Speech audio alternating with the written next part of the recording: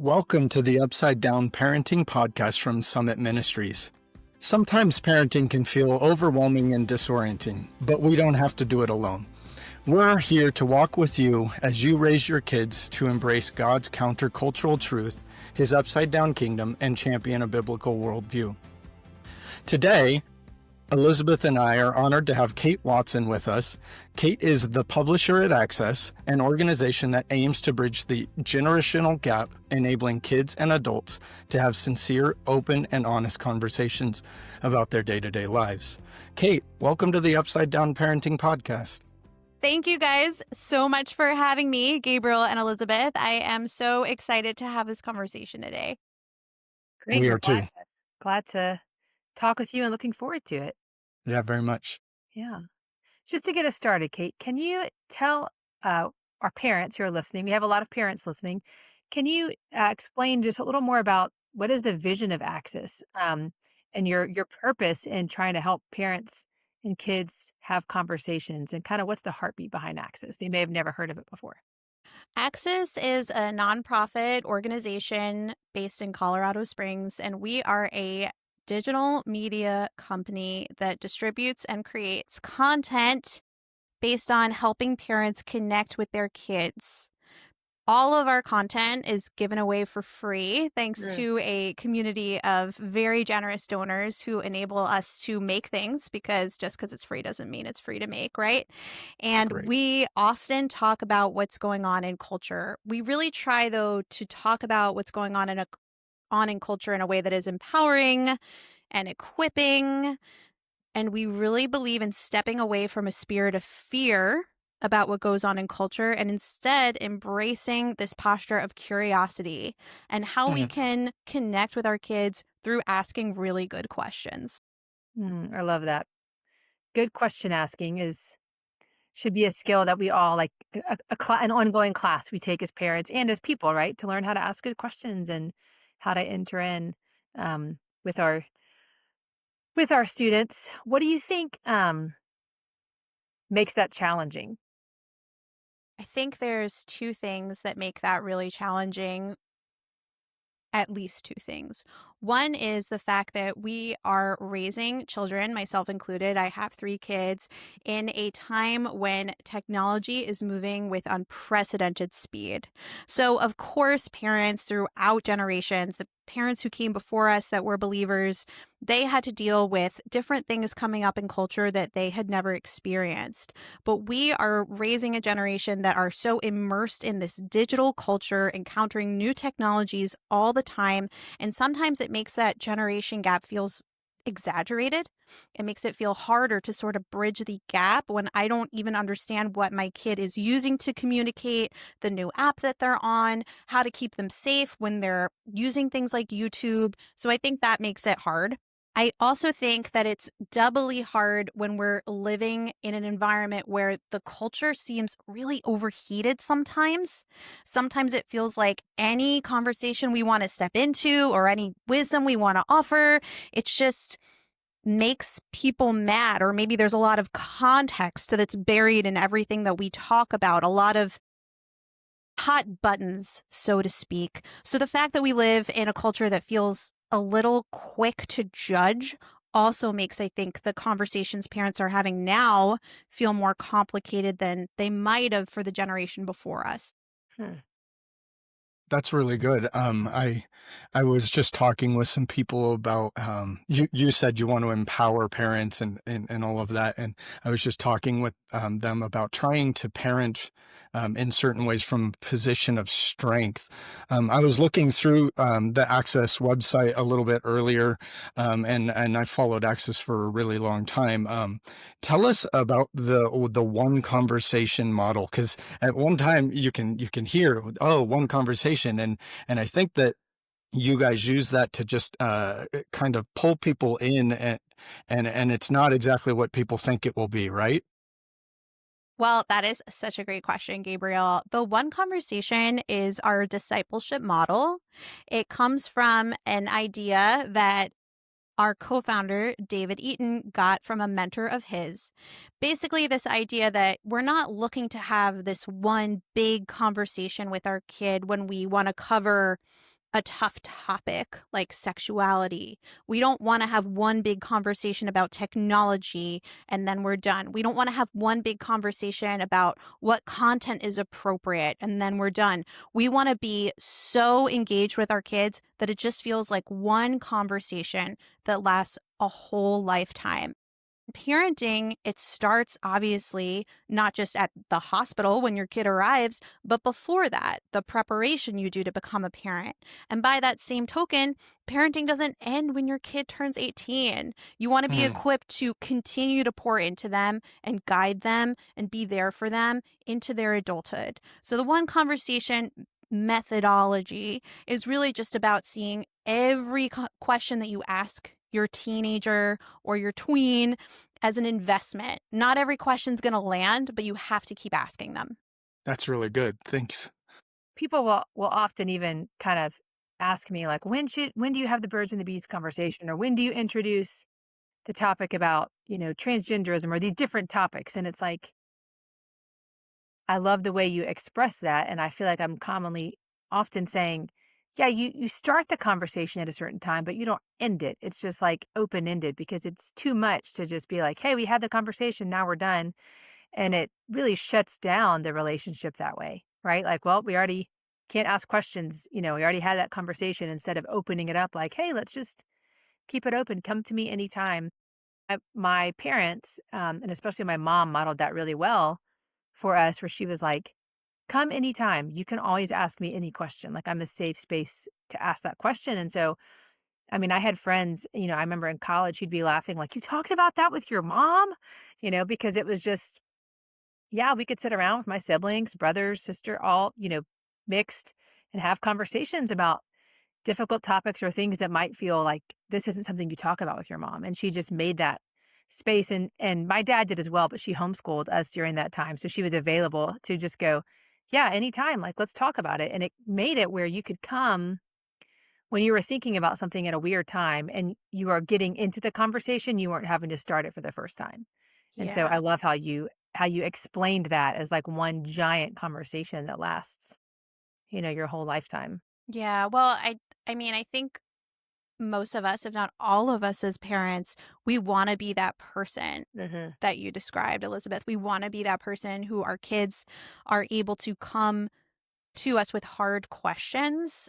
But I think sometimes parents really count themselves out. They, especially as their kids grow into 12, 13, 14, they think, I'm not the person they're listening to anymore. They think Yeah. I'm lame now. I don't understand what's going on in culture. But the truth is, what we know from really high quality studies is that parents continue to be the biggest influence, especially spiritually, on their kids' lives. So they might not be telling you, hey, mom, you're really influencing me right now. We know that if you look over the lifespan, you continue to have that influence, even if they're not expressing it to you. They probably won't express it when they're 12 or 13. Yeah. That's so good. So if we're wanting to have those conversations, what does Access offer to help this ongoing conversation continue, and start, from even before they're born, like you were saying, all the way to the whole life? Gabriel, I'm so glad you asked. Thank you for teeing me up to talk about what Access does. So, we have a couple of resources, and like I said, everything is always free. We have a YouTube channel where we host a show called The Conversation Starter. And episodes of The Conversation Starter are all designed to be watched with your kid who's maybe, let's say, 14 to 16. But really, you can watch one episode and get a vibe and see if it's at your discretion if your kid is ready. They're Mhm. 6 to 8 minute videos, and they all have a conversation starter in them where you can just turn to your kid and say, hey, what do you think about this? And they're all built on really timely things. Like we have one that just came out about engaging with AI chatbots and why do people do that? And what does that mean? And we had an episode before that about why is Minecraft the most popular game of all time? Is there actually Hmm. something in us innate that makes us want to create worlds because we're made in Right. the image of God. So those are the types of videos that are on there. We also have a newsletter called The Culture Translator, which I help edit. And really, this thing is like culture lightning in a bottle every single week. We sit down and consult with a team of culture researchers who happen to be in college, and they tell us what's cool, which is really important because I am the squarest person alive. And then we distill what they tell us alongside other feedback that we're getting from our parent audience to their pain points. We Hmm. put together a newsletter. Hey, here's what everybody wants for back to school. Everybody's buying this one top from Hollister called the baby doll top, and it ties in the back and it went viral.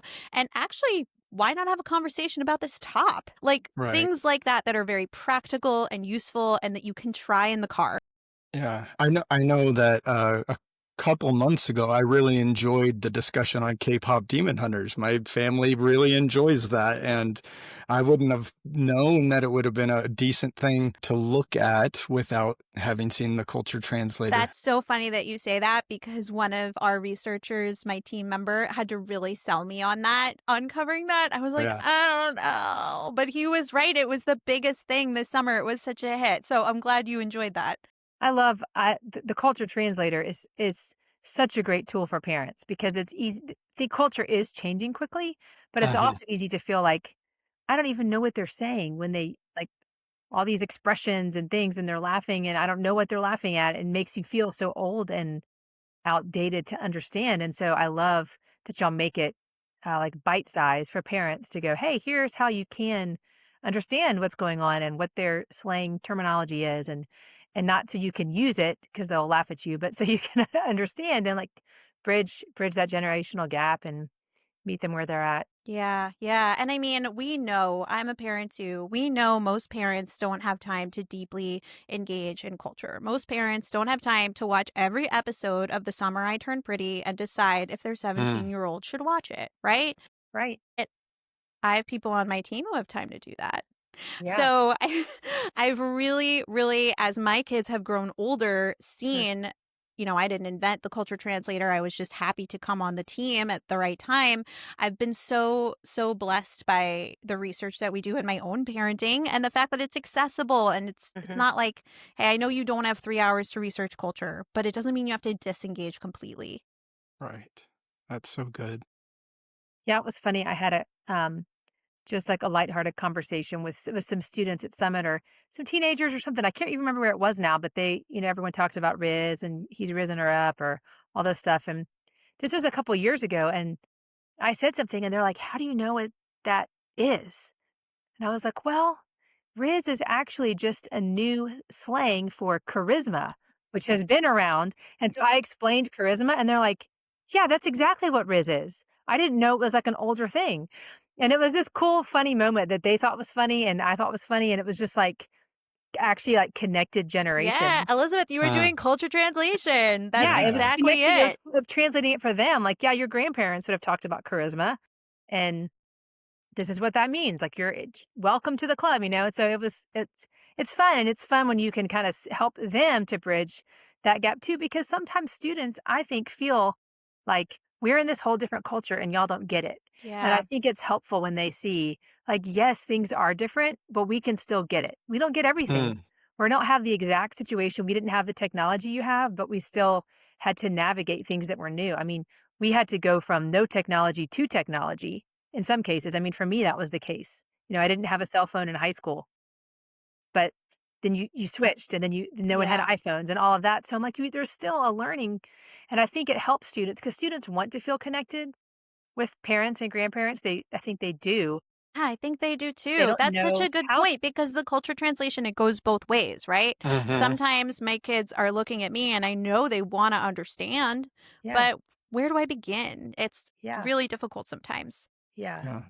So that makes me wonder um, if we're going to be culture translators both ways and have these sorts of conversations. Do you have any examples of how maybe you or someone in the Access family or used everyday life situations, some current event or something to guide their teens into a deeper understanding of the gospel?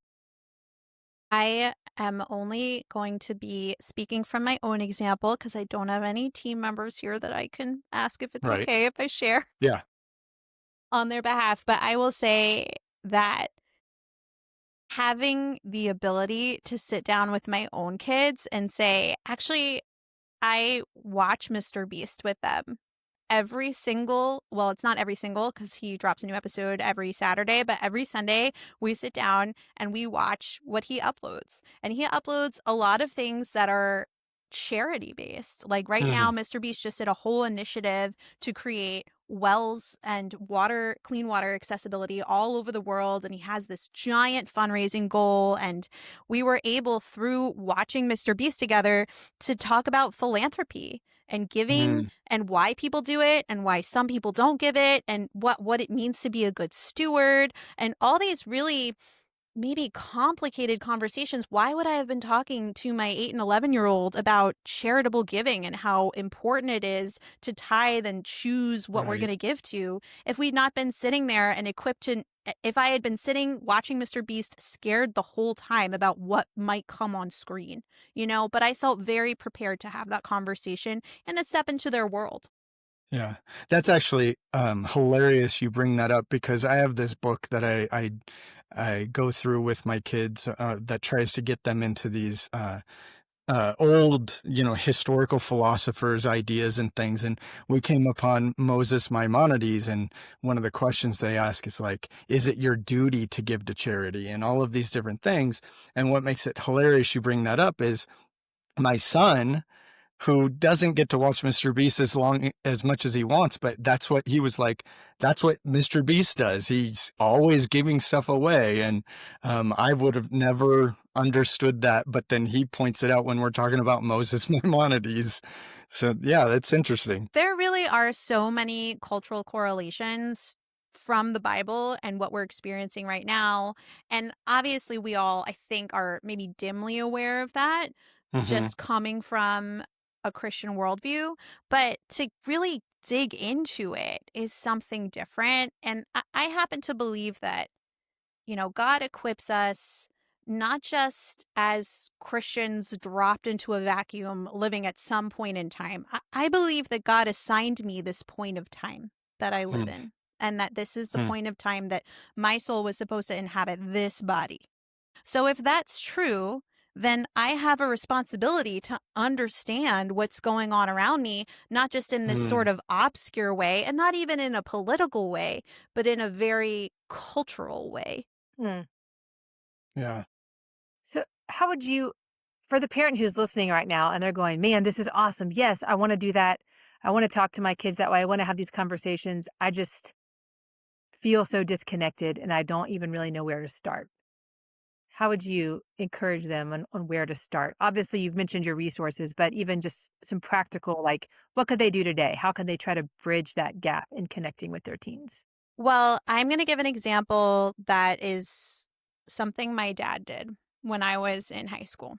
So, when I grew up, I was really into bands. Okay, you Hmm. guys, you listeners can't see. Smashing Pumpkins. I'm wearing a Smashing shirt right now. I guess it never really changed, but I just wanted to go to shows, and I wanted to go to shows in bars. I wanted to go to shows in bars in Brooklyn, and I'm 14, newly minted 14, living in New York City, begging my dad to go to these shows in bars. My dad is a pastor. And he was really, I think, conflicted about allowing me to be in certain environments. But Hmm. then I think he was also playing it out in his head. What would happen if I said no? What's the trade off if I keep her from this thing? And I will never forget my dad walking with me into this really disgusting punk rock show, sitting there. And my dad, he doesn't drink or anything. My dad just sitting there having a Coke, watching 3 or 4 guys in a mosh pit so that I could hang out there with my friends and actually pretend he wasn't there. He Wow. said, I'm just going to go and you can just not even say hi. And I did. Uh-huh. I went and I sat on like a disgusting, decrepit old box because there wasn't any seating in that place. I felt like that was such a powerful example of my father being willing to step forward into culture with me Hmm. and to say to me, without saying to me, that I was equipped through my faith for any situation that I would be in, and that he was alongside me and curious with me. Now, whatever any parent listening might think about that judgment call of him choosing to do that is their own discretion, but it meant Mhm. a lot to me. And I think that as a parent now, I'm always looking for those opportunities. How do I show up at the dive bar my kid wants to go to? How do I enter into the thing that they're curious about? Am I being Mm. dismissive about this thing that they think is really cool? Why do they think it's really cool? Why am I not asking myself that? I think that just trying to suspend judgment for as long as possible is a very powerful strategy as a parent, and it helps your kids see you in a way where you're more of an ally than this combatant who's trying to keep them from the culture. Because let's be honest, this is where they're being raised, this is the water they're swimming in. Yeah. So good. Really powerful.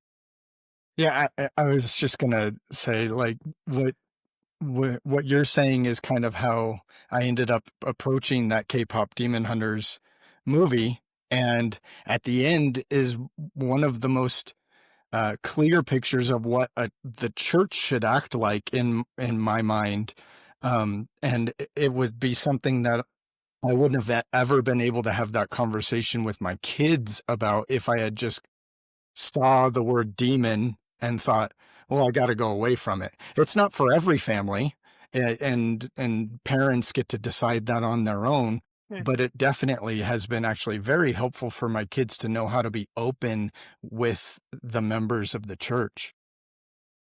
Oh, yeah, and I love that you had that moment with your kids. That is so I mean, the truth is, if our kids don't know how to engage in culture with us in our own households, what's gonna happen when they're engaging with people that they wanna share the gospel with?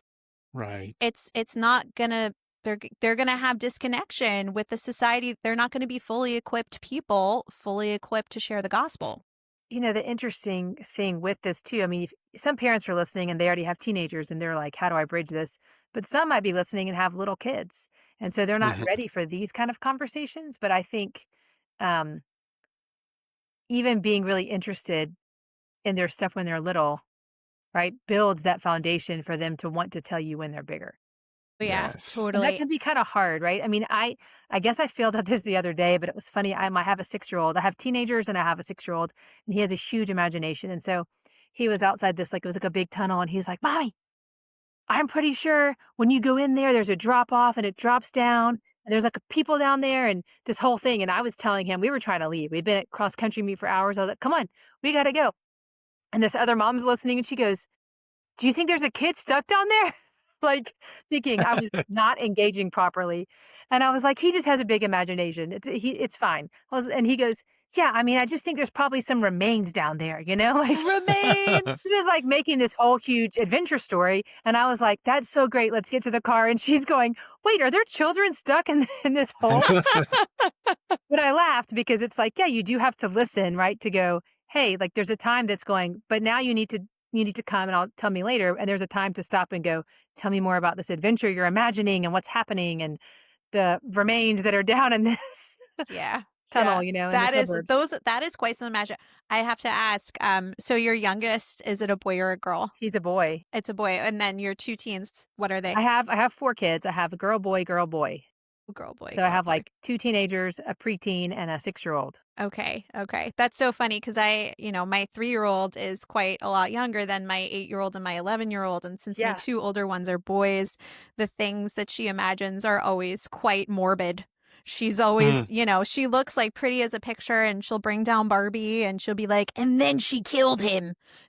Always like, Hangs out okay. with my son. They can have an adventure talking about whatever might be buried deep beneath the cross country field. She's ready. She's Yeah, ready. But it so is, those good. little moments build the foundation for them wanting to tell you later. And so I have to remind myself of that a lot, at these different ages. It's hard Mm. when you have a lot of stuff going on. Like, the older your kids get, the more you look around, and I think sometimes the less I feel like I have time for this. Right. When they were little, I would play Lego video games with them, and we would do that for hours, and it was the best. And now I'm Mhm. trying to learn how to play Fortnite, and I'm like, "I don't know how to do this. Are you Yeah. kidding Right. me?" But I think it's worth it. I'd rather them play Fortnite with me and me know what the other kids are saying on the screen than just Right. say, "Forget it.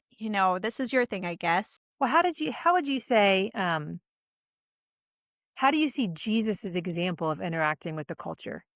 And how does that impact and influence, your ministry at Axis and how you would encourage parents in the same way? Well, I can only speak to how I see it, but I think that Jesus was doing culture translation before anyone at Axis would have Yeah. ever known to. I mean, obviously, like Jesus is very ancient, Jesus. Yeah. but I think that's what he was doing. He was doing culture translation. He was immersing himself in the culture. And I think what has struck me this year in my spiritual life is the fact that the crucifixion of Jesus, the execution of Jesus, was a cultural killing. Mm. It was mob justice. And Jesus could have chosen to spend his time on earth changing the culture so that the mob would not murder him. He could have spent his time on earth trying to make the people in his culture conform. And since he was God, he could have done that. But Uh-huh. instead, he allowed himself to be murdered by a mob so Mm, that his sacrifice could redeem us. And if that's not really surrendering to the culture you're in, I don't know what is. mm. Mhm. That's great. We're coming up on probably the end of the podcast, and so we're all about hope here on the Upside Down Parenting Podcast. What hope and encouragement can you give parents as they in attempt to have these sincere and honest conversations? Well, I am a journalist by trade, so I'm going to reference some data.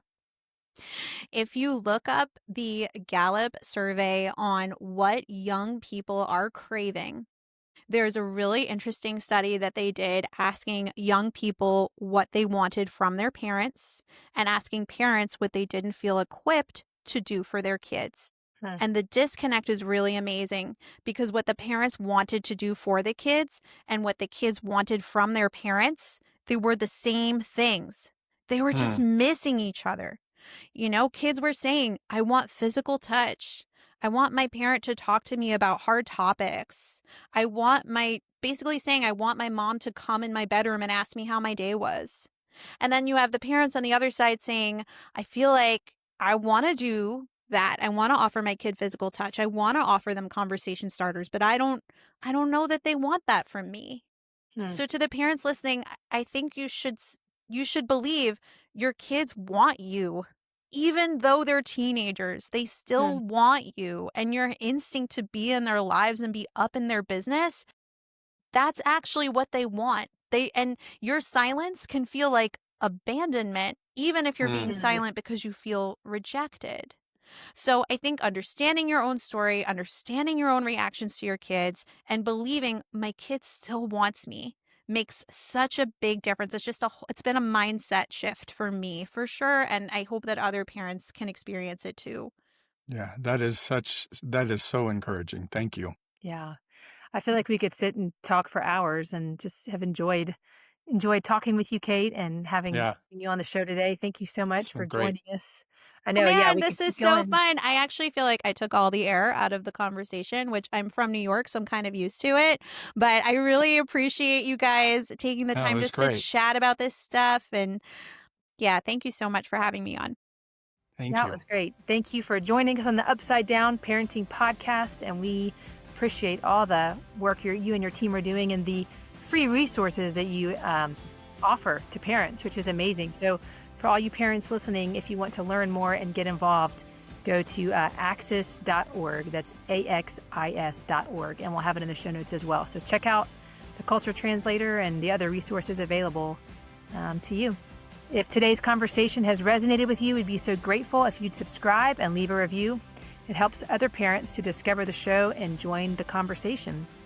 We look forward to continuing this journey together in the next episode. Until then, remember, you're not alone.